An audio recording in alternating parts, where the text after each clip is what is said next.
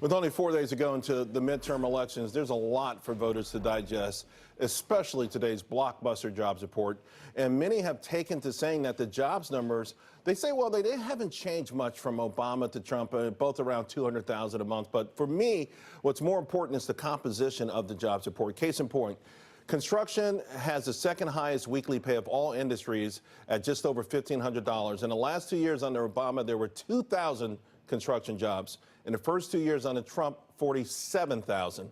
Now, for lesser skilled workers, there's also been a major shift out of retail and leisure jobs into transportation and warehouse jobs. So that's really great when you consider that your weekly wages for retail is $583, leisure $420.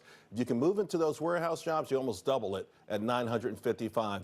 And that's, well, those are those blue collar workers who propelled President Trump to victory in the first place in 2016. The question now, will history repeat itself on Tuesday? Joining me now, Forbes senior political contributor Rick Unger, and advisor for the National Diversity Coalition for Trump, Madison Jessiato, and the president of District Media Group, Beverly Hallberg. Beverly, let me start with you. I know there are other issues out there, but I'm told by the experts it normally comes down to your pocketbook and wallet, and people are doing extraordinarily well. Absolutely. That's going to matter. I know that President Obama, when he speaks today, he's probably going to take some credit for the economy as he's done in past speeches. We know it's not because of the Obama economy or the presidency, but of Trump. But I think beyond that, while the economic issues matter, I actually think what is driving certain people to get out there and vote during a midterm election, which usually doesn't have this much enthusiasm, is that they're tired of the tactics of Democrats, whether it's the Kavanaugh hearing, whether it is trying to run people out of restaurants, whether it's trying to incite violence. I think there has been such an undercurrent of Republicans and even independents saying, I'm going to get out there and vote because I don't like what Democrats are doing. And so I think that is the tipping point for Republicans if that's still going to hold through Tuesday. No, Rick, I think there's some truth to that when you look at early voting. I'm shocked at how strong early voting has been for Republicans so far. It's very interesting. Yes, it has been strong for Republicans. The other side of that coin, I suppose, we're seeing massive increases in younger people voting early. We don't know yet what that means. It probably leans more to the other side. And the majority have been women of early voters as well. Yes. So, look, it's very interesting what's going on here. This is going to be an election. We all thought it was going to be a certain thing.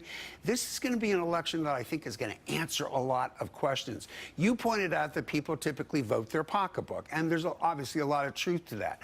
I have a suspicion that they vote their pocketbook when things are bad.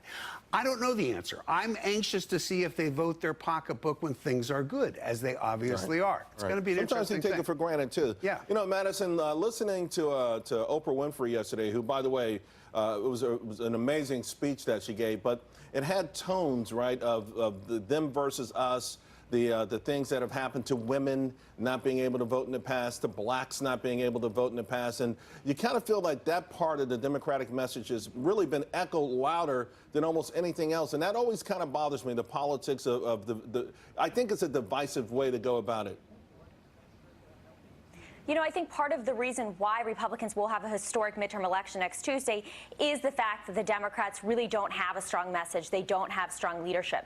The same energy that we saw on the campaign trail back in 2016 for President Trump is the same energy that I'm seeing now across this country leading up to the midterms. I think that people are really excited about a lot of the identifiable results that have directly impacted their lives that have been produced as a result of Republican policies, specifically the president's policies. We've seen deregulation. We've seen tax cuts. And as a result, people are getting good jobs, not just any jobs, like you mentioned, but good jobs, higher paying jobs.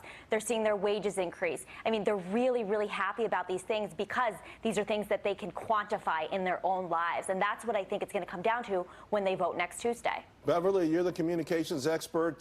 Both sides, what do you think they're going to be harping on as we go into the last 3 or 4 days, 3 days? I think we're going to hear a lot more anti-Trump rhetoric. That's really what Democrats have run on. And I'll even like to say when it comes to the former President Barack Obama, he went on the message of hope and change. Even Michelle Obama came out a few weeks ago saying that we shouldn't incite violence if you disagree with what somebody says. What Democrats have won on in the past usually was a more aspirational message. The message we're hearing today is a very anti-Trump message, and also a message that says if you want strong border security, you're probably racist, that if you support Kavanaugh, you support support sexual harassment and you are against a woman's right to choose. So I think what they have attached themselves to is a very negative message, which only works for the hardcore base. I actually think it really makes the other side and independents coalesce and say, look, I don't agree with that type of name calling. I'm going to get out there and vote because of the tactics we're seeing. Rick's shaking his head. I just got to say, Beverly, I think you're overstating it. Yes, there is some of that, to be sure. But I think if you really dig into the local races, the congressional races, that conversation's much more about health care issues like that than it is some strong anti-Trump message. And Charles, if you'll allow me, because it's Friday, to my old Ohio State University pal Madison, go Bucks! Go Bucks. Before we delve into that, because I'm going to be saying roll tide in a minute. I want to ask you, though, Rick, referendum on President Trump? To some degree. You'll let me know Wednesday. I'll let you know Wednesday. I think a little bit less so than I thought it was going to be, but yes, it's clearly part of it. Madison, referendum on President Trump? I think it's going to be a strong red wave on Tuesday. I think people are excited about the president, his policies, and the next, many years hopefully to come. Beverly, when it's all said and done, will the postmortem on this Wednesday be it was a referendum on President Trump? It depends on how it goes. I don't like to make predictions, but I do think that the blue wave is not as strong as they think. All right. Thank you all very, very much. A great panel, Madison, Rick, and Beverly.